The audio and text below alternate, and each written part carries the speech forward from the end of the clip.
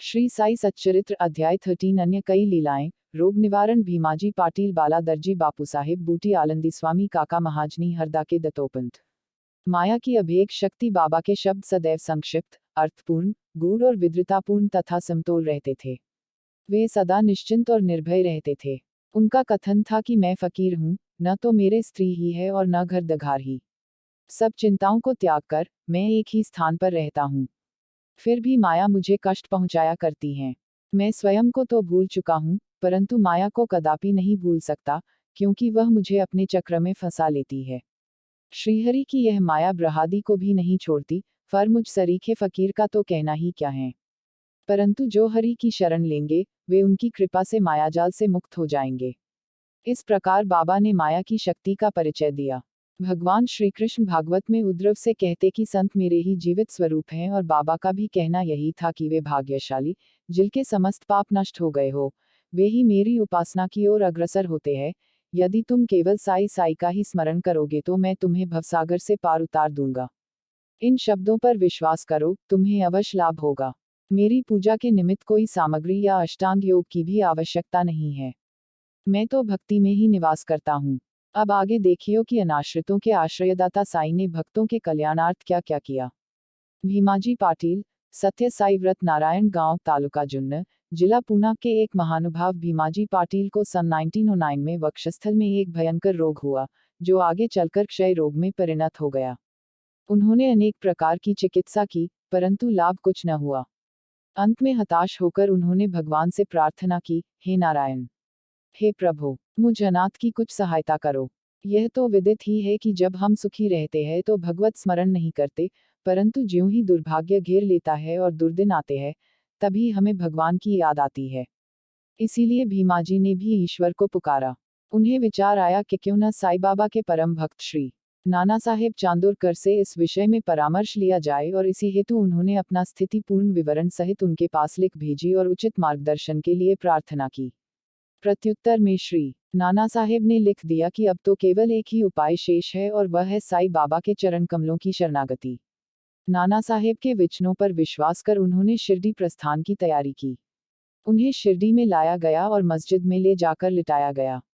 श्री नाना साहेब और श्यामा भी इस समय वहीं उपस्थित थे। बाबा बोले कि यह पूर्व जन्म के बुरे कर्मों का ही फल है। इस कारण मैं इस झंझट में नहीं पड़ना चाहता। यह सुनकर रोगी अत्यंत निराश होकर करुणपूर्ण स्वर में बोला कि मैं बिल्कुल निस्सहाय हूँ और अंतिम आशा लेकर आपके श्री चरणों में आया हूँ। आपसे दया की भीख मांगता हूँ। हे दीनों के शरण, मुझ पर दया करो। इस प्रार्थना से बाबा का हृदय द्रवित हो आया और वे बोले कि अच्छा, ठहरो, चिंता न करो, तुम्हारे दुखों का अंत शीघ्र होगा। कोई कितना भी दुखित और पीड़ित क्यों न हो, जैसे ही वह मस्जिद की सीढ़ियों पर पैर रखता है, वह सुखी हो जाता है। मस्जिद का फकीर बहुत दयालु है और वह तुम्हारा रोग भी निर्मूल कर देगा। वह तो सब लोगों पर प्रेम और दया रखकर रक्षा करता है। रोगी को हर 5वें मिनट पर खून की उल्टियां हुआ करती थी, परंतु बाबा के समक्ष उसे कोई उल्टी न हुई। जिस समय से बाबा ने अपने श्रीमुख से आशा और दयापूर्ण शब्दों में उक्त उद्गार प्रकट किए, उसी समय से रोग ने भी पलटा खाया। बाबा ने रोगी को भीमाबाई के घर में ठहरने को कहा। यह स्थान इस प्रकार के रोगी को सुविधाजनक और स्वास्थ्यप्रद तो न था, फिर भी बाबा की आज्ञा कौन टाल सकता था। वहां पर रहते हुए बाबा ने 2 स्वप्न देकर उसका रोग हरण कर लिया। पहले स्वप्न में रोगी ने देखा कि वह एक विद्यार्थी है और शिक्षक के सामने कविता मुखाग्र न सुना सकने के दंडस्वरूप बेतों की मार से असहनीय कष्ट भोग रहा है। दूसरे स्वप्न में उसने देखा कि कोई हृदय पर नीचे से ऊपर और ऊपर से नीचे की ओर पत्थर घुमा रहा है, जिससे उसे असह्य पीड़ हो रही है। स्वप्न में इस प्रकार कष्ट पाकर वह स्वस्थ हो गया और घर लौट आया। फिर वह कभी कभी शिरडी आता और साईं बाबा की दया का स्मरण कर साष्टांग प्रणाम करता था। बाबा अपने भक्तों से किसी वस्तु की आशा न रखते थे। वे तो केवल स्मरण, दृढ़ निष्ठा और भक्ति के भूखे थे। महाराष्ट्र के लोग प्रतिपक्ष या प्रतिमा सदैव सत्यनारायण का व्रत किया करते हैं, परंतु अपने गांव पहुंचने पर भीमाजी पाटिल ने सत्यनारायण व्रत के स्थान पर एक नया ही सत्य साई व्रत प्रारंभ कर दिया। बाला गणपत दर्जी एक दूसरे भक्त, जिनका नाम बाला गणपत दर्जी था, एक समय जीर्ण ज्वर से पीड़ित हुए। उन्होंने सब प्रकार की दवाइयां और काढ़े लिए, परंतु इनसे कोई लाभ न हुआ। जब ज्वर तिलमात्र भी न घटा तो वे शिरडी दौड़े आए और बाबा के श्रीचरणों की शरण ली। बाबा ने उन्हें विचित्र आदेश दिया कि लक्ष्मी मंदिर के पास जाकर एक काले कुत्ते को थोड़ा सा दही और चावल खिलाओ। वे यह समझ न सके कि इस आदेश का पालन कैसे करें। घर पहुंचकर चावल और दही लेकर वे लक्ष्मी मंदिर पहुंचे, जहां उन्हें एक काला कुत्ता पूंछ हिलाते हुए दिखा। उन्होंने वह चावल और दही उस कुत्ते के सामने रख दिया, जिसे वह तुरंत ही खा गया।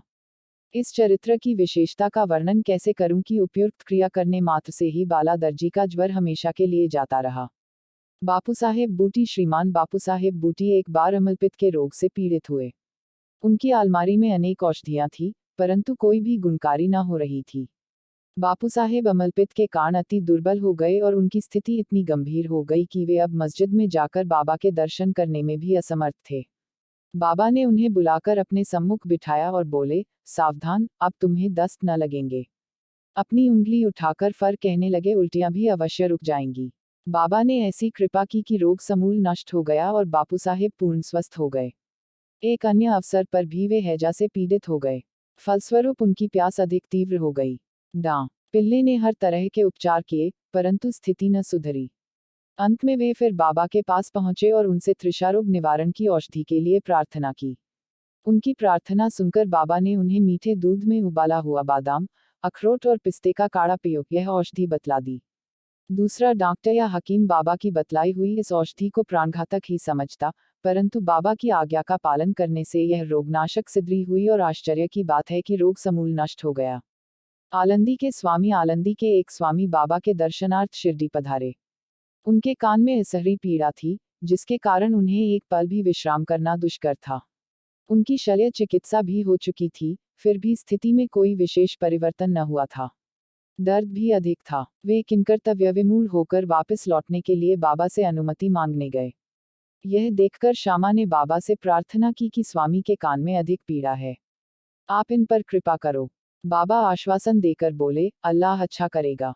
स्वामी जी वापस पूना लौट गए और एक सप्ताह के बाद उन्होंने शिरडी को पत्र भेजा कि पीड़ा शांत हो गई है, परंतु सूजन अभी पूर्ववत ही है। सूजन दूर हो जाए, इसके लिए वे शल्य चिकित्सा ऑपरेशन कराने बंबई गए। शल्य चिकित्सा विशेषज्ञ सर्जन ने जांच करने के बाद कहा कि शल्य चिकित्सा ऑपरेशन की कोई आवश्यकता नहीं। बाबा के शब्दों का गूढ़ार्थ हम निरे मूर्ख क्या समझें। काका महाजनी नाम के एक अन्य भक्त को अतिसार की बीमारी हो गई। बाबा का सेवा क्रम कहीं टूट न जाए, इस कारण वे एक लोटा पानी भरकर मस्जिद के एक कोने में रख देते थे, ताकि शंका होने पर शीघ्र ही बाहर जा सकें। श्री साई बाबा को तो सब विदित ही था, फिर भी काका ने बाबा को सूचना इसलिए नहीं दी कि वे रोग से शीघ्र ही मुक्ति पा जाएंगे। मस्जिद में फर्श बनाने की स्वीकृति बाबा से प्राप्त हो ही चुकी थी, परंतु जब कार्य प्रारंभ हुआ तो बाबा क्रोधित हो गए और उत्तेजित होकर चिल्लाने लगे, जिससे भगदड़ मच गई। जैसे ही काका भागने लगे, वैसे ही बाबा ने उन्हें पकड़ लिया और अपने सामने बैठा लिया।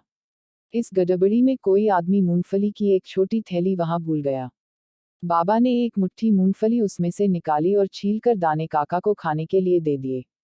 क्रोधित होना, मूंगफली छीलना और उन्हें काका को खिलाना, यह सब कार्य एक साथ ही चलने लगा। स्वयं बाबा ने भी उसमें से कुछ मूंगफली खाई। जब थैली खाली हो गई तो बाबा ने कहा कि मुझे प्यास लगी है, जाकर थोड़ा जल ले आओ। काका एक घड़ा पाना भर लाए और दोनों ने उसमें से पानी पिया। फिर बाबा बोले कि अब तुम्हारा अतिसार रोग दूर हो गया, तुम अपने फर्श के कार्य की देखभाल कर सकते हो। थोड़े ही समय में भागे हुए लोग भी लौट आए। कार्य पुनः प्रारंभ हो गया।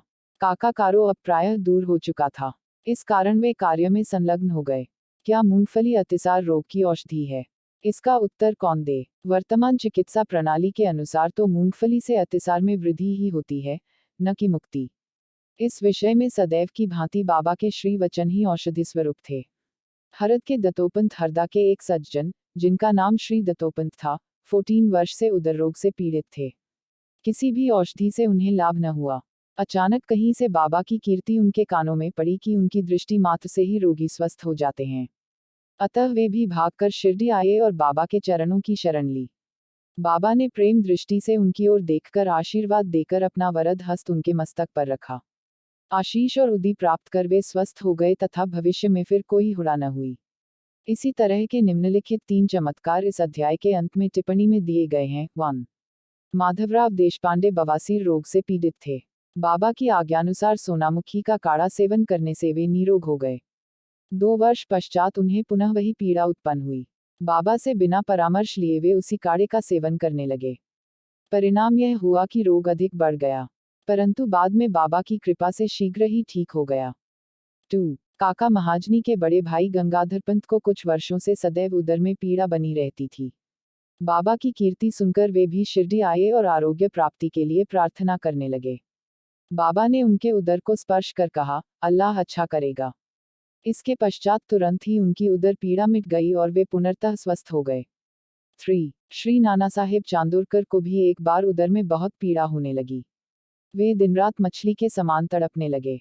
डॉ. ने अनेक उपचार किए, परंतु कोई परिणाम न निकला। अंत में वे बाबा की शरण में आए। बाबा ने उन्हें घी के साथ बर्फी खाने की आज्ञा दी। इस औषधि के सेवन से वे पूर्ण स्वस्थ हो गए।